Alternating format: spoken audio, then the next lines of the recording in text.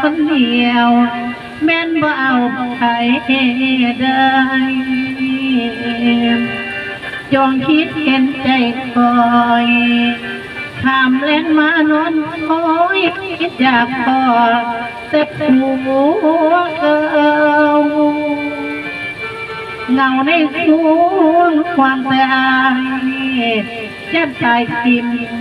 อยู่บ่อน้ำอยู่บ่อน้ำ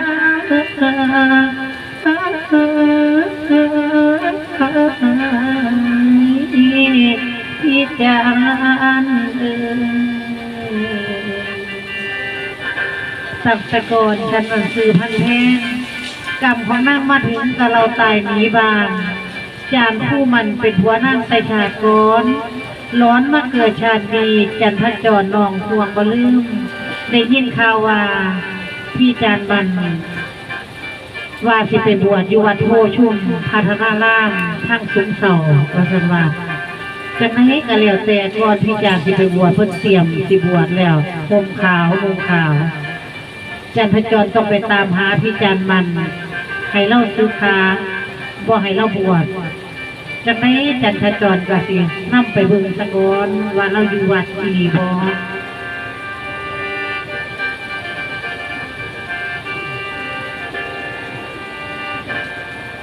มหามงคลกมลเติมพระสุขนิกรบอกเคยลืมยังปราบเติมยังเสริมอุ่น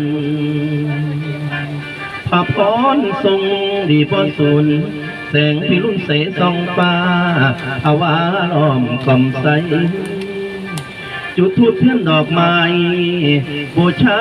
ใส่ในสวงโอบาทาปกเป็นโพคุณได้สุ่มเลืองโยคือนามเช้าสยามน้ำไทยฟามสะดุดีองค์ราชาพระเหลืองลาประมาเมืองหายพระพรทรงเสื่อหายไว้เพื่อทุกโลกก่อนพระพรแก้วไว้เวียนหาท่านว่าพ่อชาติเดือนให้หมุนเปลี่ยนเวียนถวายถวาละไก่ยามังมือเดินประคุณให้บุญทำตุ้งกระทำบกผมเปียวเดินเมืองอีสานกำลังเขียวผัดไทยเกี่ยวโจดจอมองค์ผู้มีพลคือน้ำพรอักษรล้อลงทับเก่าพระองค์เจ้าจงเจริญ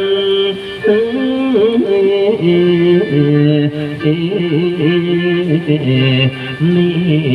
น้องก่อนล่ำก่อนนี้ผู้ขาแซงไว้ตั้งแต่พอหลวงเข้าพระท่านเคยเด็ดตะวันนักกฎวันนี้ล่ำมาล่ำให้พี่ให้น้องเลยฟังกันทบทวนความเก่าความหลัง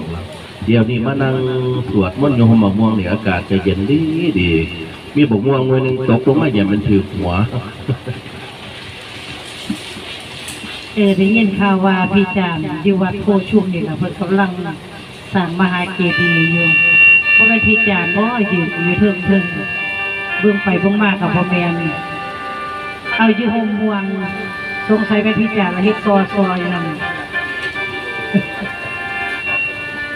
จับงอนตอแล้วอะไรอยู่พี่จาน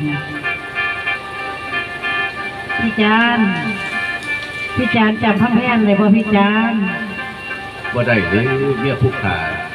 เมียจันมันจ้อยหุ่นดีกระดอยอ้วนปันอุ้งแดงไปที่จำได้เนาะพี่จานตั้งแต่ก่อนแต่ขาดก่อนเนาะตั้งแต่ก่อนพันแพงบ่เคยสั่งกวดน้ำทำบุญพี่จานจำได้บ่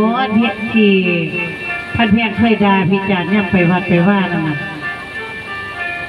ประหลวกเจ้าของว่าเจ้าของตายแล้วกลับชาติมาเกิดสมบอกแม่นพี่จานจันทจรจำชาติได้นี่ล่ะพี่จานมันคือผัวของพันแพงไปขาดก่อน พี่จานร้อนมาเกิดชาตินี้นั่งจำได้แม่นบ่ลืมตั้งแต่ก่อนฉันนั่งสื่อพันแห้งกรรมของนั่งมาถึงกับเราตายนี้บาง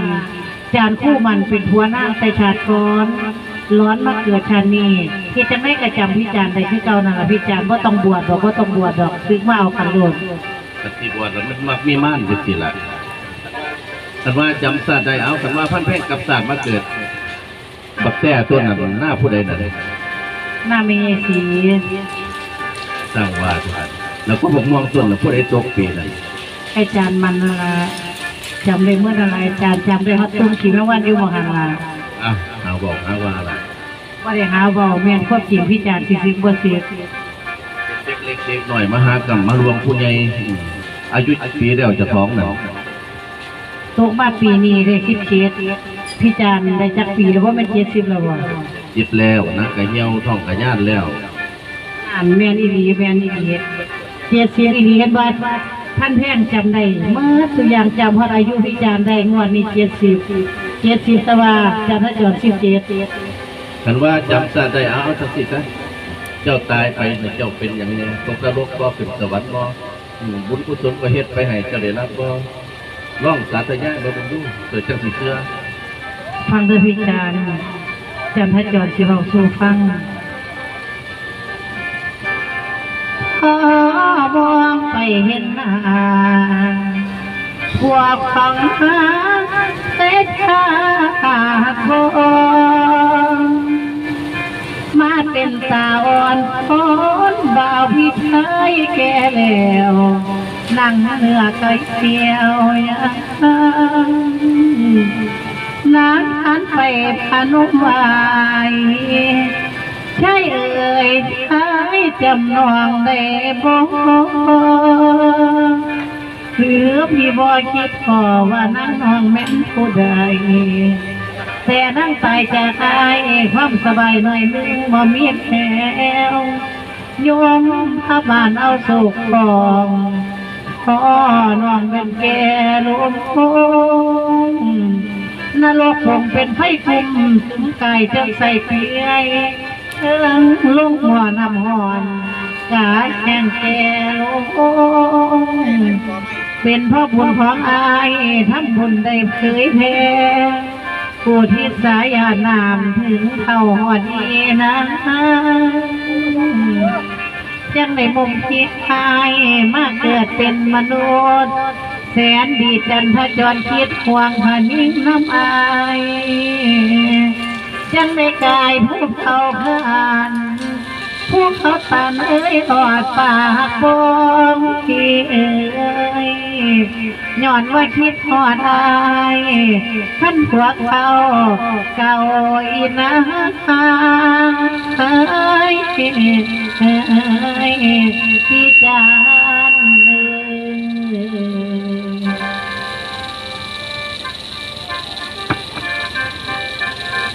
เพราะว่าเป็นตลิโตดละพ่อแต่เดียวเห็นหน้าสั่งมากคือน้องเมียเก่าผู้ที่เคยก้าวเอาเขาที่ผ่านมา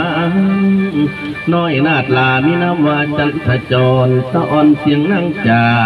ว่ามาส่งคอยซอยไว้หน้าเหลียวเบังหูเบังตาเหลียวเบังแขนเบังขาเหลียวเบังท้องปุ้งปุ้งสั่งมาคือน้องเมียเก่าผู้ที่เคยกล่าวว่านางน้องจังแม่นงาม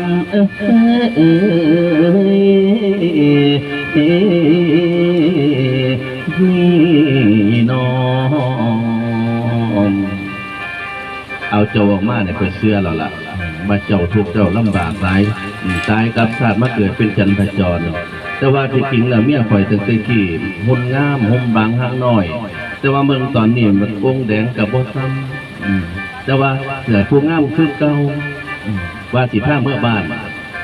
พี่จานมันคือองค์แดงคือพระสังฆใจแล้วพระเจ้าในมาพอกันขั้นหุ่นบางหลังเที่ยวคือสิบหอดมือพี่จานดอก เอาแม่นสิได้แบกน้ำหนักก็สิย่อมตัวมันขาดที่แม่นกูแล้วไปเมื่อยามพี่ยามน้องบ้าน ไปกินแกงเฮ็ดละงวกเฮ็ดสารวัตรบัดไปจังเมื่อบ้านเมื่อซองยามพี่ยามน้อง